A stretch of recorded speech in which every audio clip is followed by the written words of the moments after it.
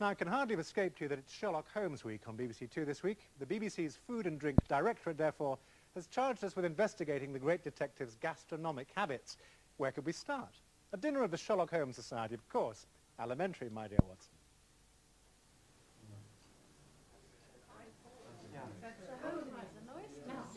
Holmes and oysters. Well, actually, the most explicit reference to oysters, he says to Watson, will not the world be overrun? But Watson, of course, was a trencherman, wasn't he? Where Holmes doesn't seem to have eaten much at all. Quantity rather than quality. I mean, Watson would have eaten a bowl of hat, wouldn't he? Stuck in the oven. Don't you think it was a way that they couldn't keep things awfully fresh, and so you had to put it on a curry powder with things to disguise some of the things? On another occasion, Holmes refers to something choice in white wines. So he's obviously... And when they captured the German spy on board, before they take him to turn him in, as it were, to the authorities, they raid his cellar and drink his imperial Tokai. Another glass,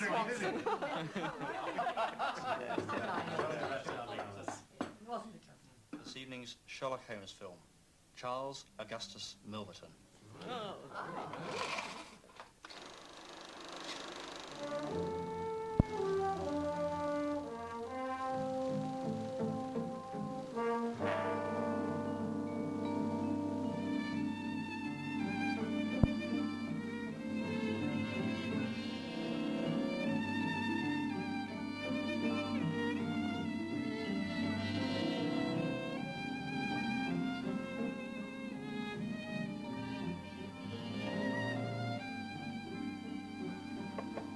Yes? Mr. Caddy to see you, sir. Oh, good heavens. Show him in. Mr. Holmes, Dr. Watson. Now, sit down. Thank you. Now then, I trust I shall do justice to your Mrs. Hudson in my item on gentlemen's housekeepers. I'm sure you will, my dear fellow. Well, that's capital. Eh, Watson? Yes, splendid. Your accounts of Mr. Holmes' exploits, Dr. Watson, have long intrigued our viewers. Really? But now they're eager to learn more about Mr. Holmes' tastes in food and drink. Oh, indeed. Yes, and with your permission, I shall now hasten to Mrs. Hudson's kitchen in a bid to learn more about you both. Perhaps a tasty tidbit or two, who knows? What? Oh, Oh, Mr. Kelly, do come in. Good heavens, Mrs. Hudson, how did you know it was me? Elementary, as Mr. Holmes would say.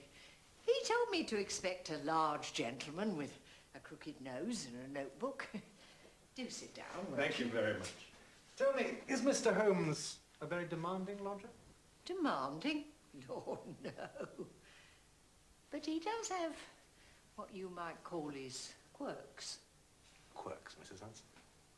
He keeps his tobacco in a Persian slipper, you know. How very aromatic. It's true as I'm standing here. And where do you think he stores his cigars? I cannot imagine. In the coal scuttle. Would you believe it? Not one of his better days. So indeed. Does Mr. Holmes have any favourite dishes? He's a great man for breakfast. 2 or 3 nice rashers, eggs, and coffee. And alcohol, does he have a taste for that? Mr. Holmes will take a glass of claret or something choice in a white wine, occasionally a whiskey. Now, I fear there have been times when his tastes have run to stronger potions still. What can you mean, Mrs. Hudson? My, we are being inquisitive, aren't we? Not I assure you, but the public. Mr. Holmes is, after all, a very famous person. Well, I'm sorry. But on that matter, my lips are sealed. Understood. However, I dare say you can reveal what you're making here. Oh, this is another of Mr. Holmes' favourites. A lovely plunder. Now, on behalf of our viewers, may I make a note of the ingredients? Certainly, Mr. Kelly. Perhaps you'd care to take a closer look. Now, you need 6 ounces of sultanas, 10 ounces of self-raising flour, a small pinch of salt, 5 ounces of finely shredded beef suet, and a little water to bind. And the method of preparation? Well, first, you sift your flour into a basin. Stir in your sultanas and your suet, and make a well in the middle. Gradually add your water to make a dough. Now, when you've got it into a ball shape, you tie it up loosely in a muslin cloth.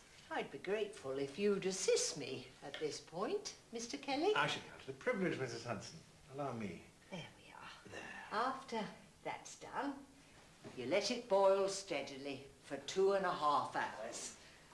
Just as I've done here.